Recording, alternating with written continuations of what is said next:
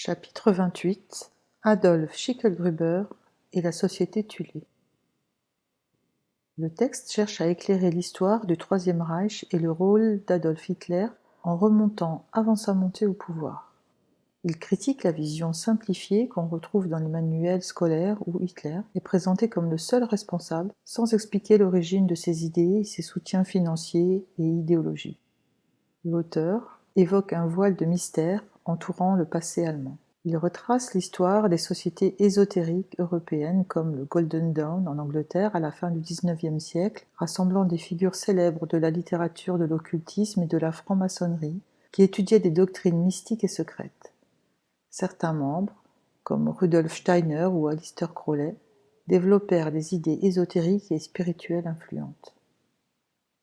En 1917, à Vienne, un groupe d'occultistes allemands et austro-hongrois, dont le baron von Sebottendorf et Karl Haushofer, s'intéressaient aux traditions secrètes des Templiers et aux sociétés tibétaines. Selon le texte, ils croyaient que le peuple allemand avait une mission divine de créer un royaume de lumière sur terre et considéraient les Juifs comme les agents du mal en se basant sur des interprétations religieuses de l'Ancien Testament et du Nouveau Testament. Sebottendorf et son cercle formèrent en 1918 la société Thulé, qui combinait ésotérisme, magie, astrologie et idéologie politique. Cette société aurait préparé le terrain idéologique pour le NSDAP et les SS avec Hitler à sa tête. La société Thulé était divisée en une branche ésotérique spirituelle et une branche exotérique politique, dirigée par Hitler. Les membres partageaient des doctrines raciales, anti-juives et nationalistes, inspirées par des traditions germano-aryennes, le christianisme originel des marcionistes et des théories mystiques comme celle de Hans Hörbiger ou Guido von List. En résumé, le texte propose une vision où les idées du Troisième Reich ne seraient pas nées de Hitler seul, mais dans un contexte d'influence occulte, ésotérique et idéologique européenne, avec une mission prétendument divine pour le peuple allemand et une hostilité aux Juifs vus comme adversaires du royaume de lumière. L'auteur conclut que cette interprétation éclaire le pourquoi de l'antisémitisme nazi, mais souligne aussi que cette approche détourne la responsabilité individuelle et morale, remplaçant le jugement par la croyance en un complot cosmique ou religieux. Selon certaines légendes, Ultima Thule aurait été la capitale d'un premier continent habité par les Ariens, appelé Hyperborée, plus ancien que Lémurie et Atlantide, aujourd'hui engloutis. En Scandinavie, Thule est décrite comme un pays merveilleux du Grand Nord où le soleil ne se couche jamais et où vivraient les ancêtres de la race aryenne. Hyperborée se serait trouvée dans la mer du Nord et aurait été engloutie lors d'une époque glaciaire. Ses habitants, venus selon certaines théories de la planète Aldébaran, mesuraient environ 4 mètres, avaient la peau blanche, les cheveux blonds, les yeux bleus, étaient végétariens et pacifiques. On leur attribue des technologies très avancées, notamment des engins volants appelés Vril-Ya, ancêtres supposés des ovnis, utilisant l'énergie du Vril, une force cosmique. Lorsque Hyperborée s'enfonça, ses habitants auraient creusé de gigantesques tunnels sous la croûte terrestre, formant le royaume souterrain d'Agartha, dont la capitale serait Shambhala.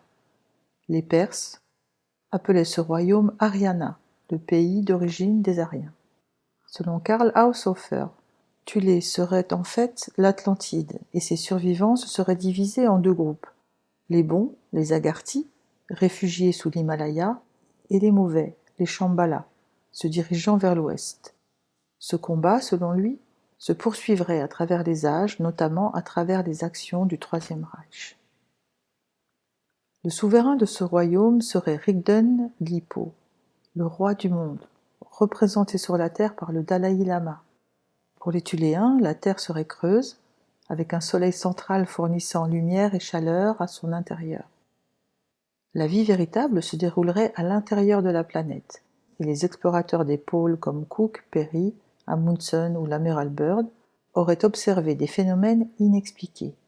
Vent chaud, fleurs au pôle Nord, eau douce, et même mammouth à la chair intacte. Certaines théories suggèrent que les entrées de la Terre creuse se situeraient au pôle. Durant le Troisième Reich, Hitler et ses collaborateurs étaient fascinés par ces mythes. 2 grandes expéditions des SS eurent lieu dans l'Himalaya et d'autres régions pour retrouver les entrées d'Agartha. Hitler voyait dans ce royaume souterrain l'origine de la race aryenne et rêvait de créer un Agartha terrestre en Allemagne. La Société Thulé, fondée par Sebottendorf, Karl Harrer et Anton Drexler, fut à l'origine du DAP, futur NSDAP avec Hitler comme orateur. Dès ses 20 ans, Hitler s'initia au mysticisme, aux doctrines de la race aryenne et aux textes occultes.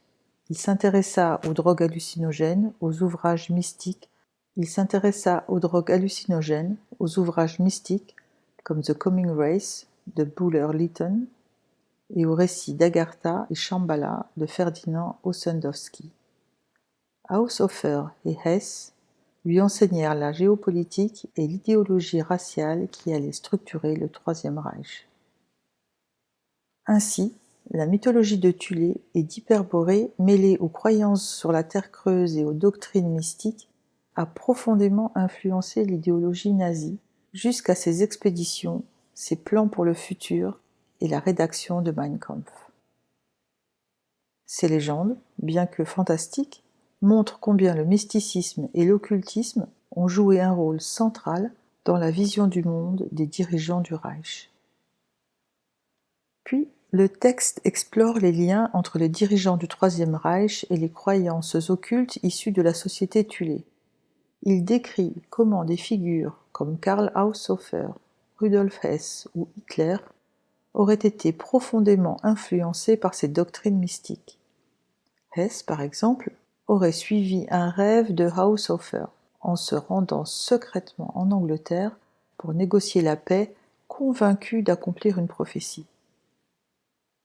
Le salut nazi, Sieg Heil, viendrait du salut magique de Thulé, Heil und Sieg, employé dans des rituels censés canaliser des forces occultes.